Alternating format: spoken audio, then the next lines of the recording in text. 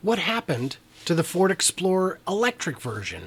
The answer may surprise you, and I've got a very special guest, someone who actually worked on the project. But stick around afterwards because I've got a ton of bonus footage. It's things that I wanted to make into a video, but I didn't have enough content, so it's all going here. There are some big surprises that we managed to find out in Ford's lot where they keep all the prototypes. There's no fence, there's no gate, there's no security guard. I guess there's a fence. I mean, we didn't hop in over from the neighbors. No, we just drove in and walked around. We did run into some issues, but that'll become clear. So you got to stick around till the end because there's some really great stuff. I'm Brian. Welcome to My Tesla Weekend. So, kind of interesting. Ford developed a bunch of EVs, and we're going to talk not just about them, but about them in depth. What happened? Why is there no Ford Explorer in electric? I'm Brian. Welcome to My Tesla Weekend. So it's fun, you see cars in camo once in a while, but I am out in the place where all cars are like decked out in camo a little bit in different ways all the time. Hey, look at that, it's a Ford Explorer.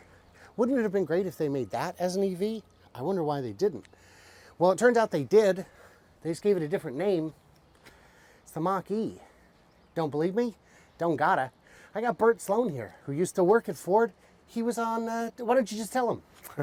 Okay, so I was in the product development center, specifically for what we called the G2 battery and powertrain system. And at that point in time, we called it the Electric Explorer. We designed the battery system, the thermal the system of the battery for the Mach-E, and we were unable to acquire enough batteries to be able to build the volumes of the Explorer. So the name was changed to the Mustang. So that's what happened is you could build a Explorer. You could build and you did. You just called it a Mach-E. But if you'd have called this the Explorer, the problem is you'd have sold too many. And you can't build enough. We couldn't build enough to make the volumes that would demand for an Explorer. We sell much fewer Mustangs. So Explorer volumes what? A few hundred thousand? 300,000 a year. 300,000. Mustangs what? 90? 50, 60, really? yeah, 50, I believe, 60, something like that. 1,000 a week. If I was to tell you there's a new Tesla line that's going to be building cars, and it's got a capacity of 1,000 a week, you'd say American Icon. You'd say that pony is ready. And by the way, while we're here, I just have to mention, you can't tell from looking at it, but would you believe that this Argo AI car here was outfitted for self-driving? I know it's very subtle, they're very well integrated components. You would never notice them at a glance. And if you were going to design a car for that, it's so pretty is what it is. But yeah, camo, as far as the eye can see, very well done.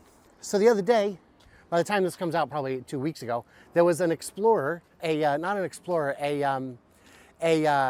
Cybertruck that was at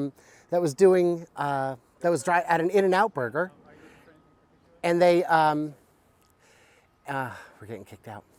An Explorer, a Cybertruck at the In-N-Out burger, and it was in camo, and they said, oh, it's this proves XYZ, and it doesn't necessarily. Sometimes it's just in camo for the sake of camo.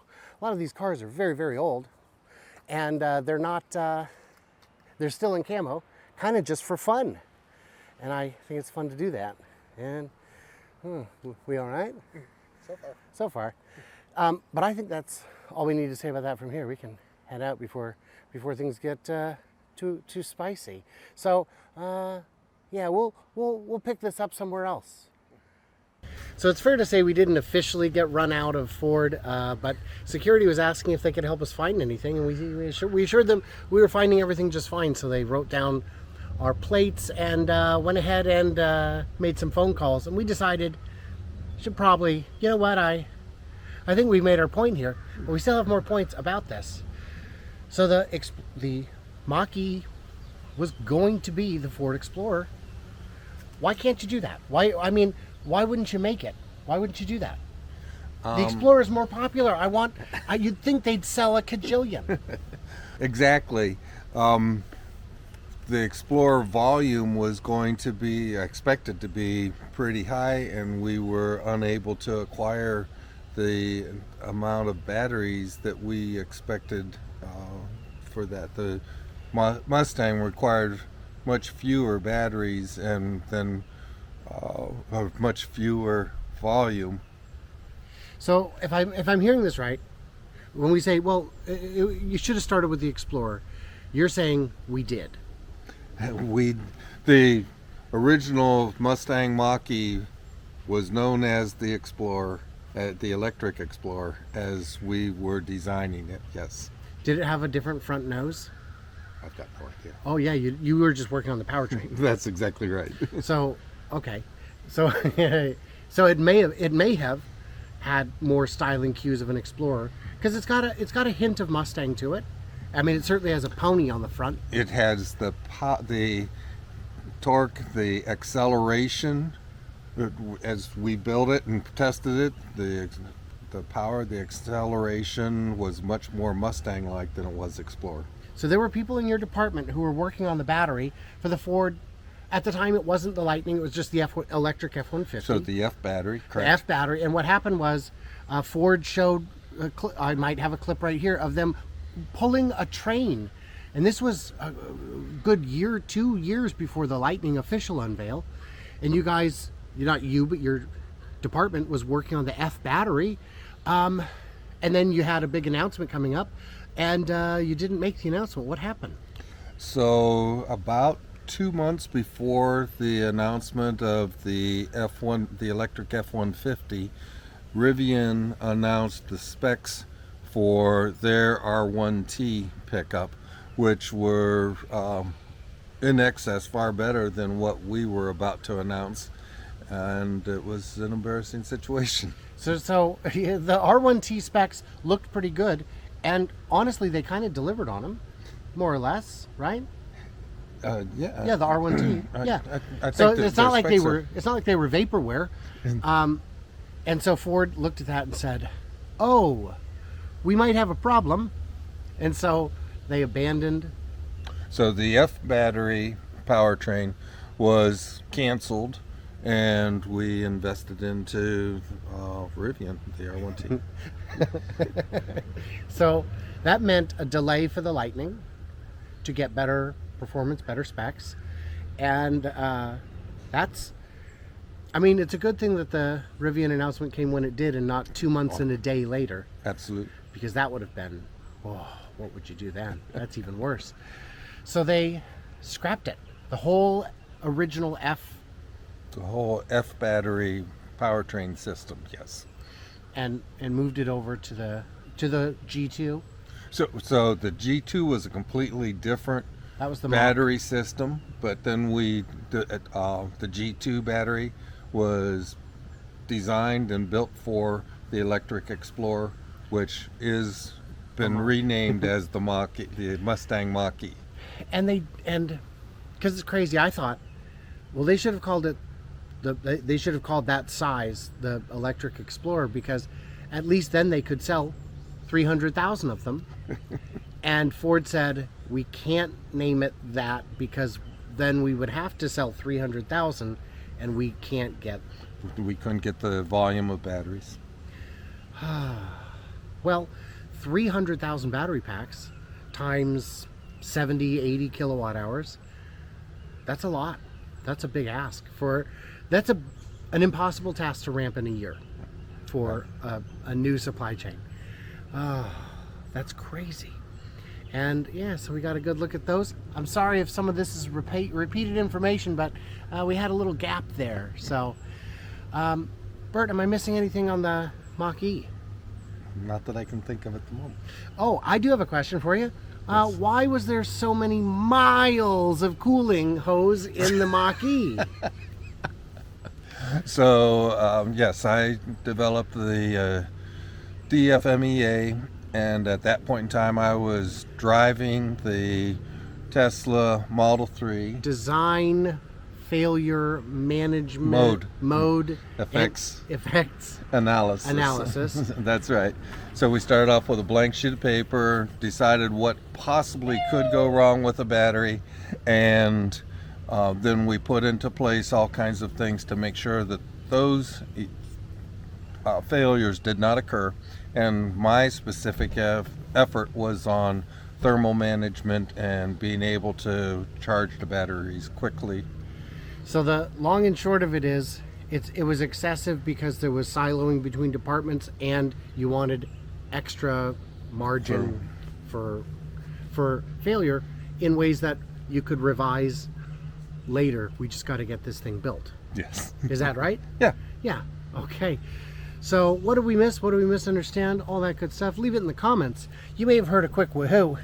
Turns out we've got a Plaid Model S here that we're going to be tooling about in an upcoming video, or maybe a video that's already run. I'm not sure, but we're going to have some fun. So stay tuned. Stay juicy. Big thanks to Burt Sloan for hanging out with us. And yeah, can't wait to hear from you clever robots on the Flippity Flop. As promised, there is a whole heap of bonus footage here at the end, but first I do want to say a quick thanks to my patrons who get early access, bonus content, all that good stuff. You can support me on Patreon, you can become a member on YouTube, and who knows, one of these days they might actually turn on monetization on Twitter. They said they were gonna, but they haven't. We'll see how it goes.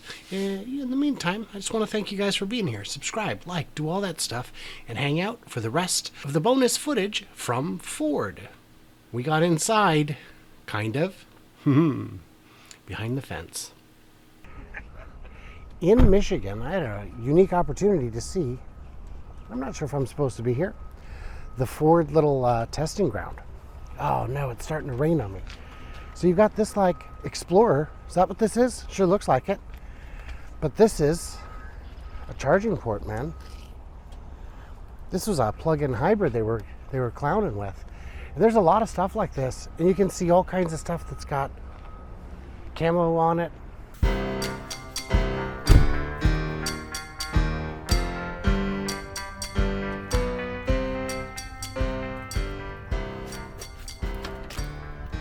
Huh. Huh. Yes.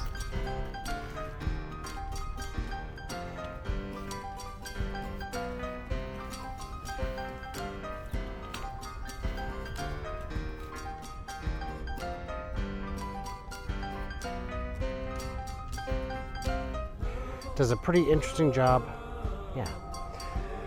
Well, what's interesting to me is we're out here. These are all company cars. These are all fleet cars. A lot of these are experimental test cars.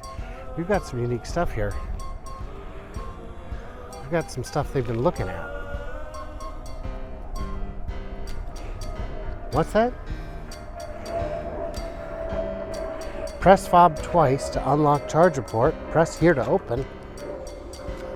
Or charge door button top left dash.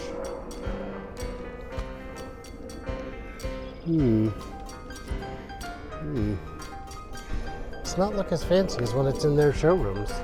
Air Dream. It's got a manufacturer plate. You could put this on the road right now if you wanted to. But I don't think that's what they're going to do. I don't know what they're doing. They're definitely benchmarking. And it's here.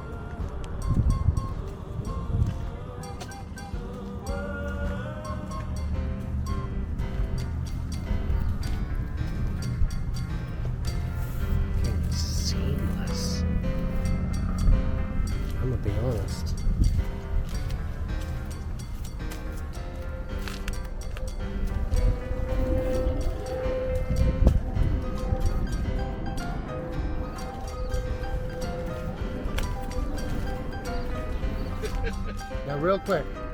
Are we sure that's the one?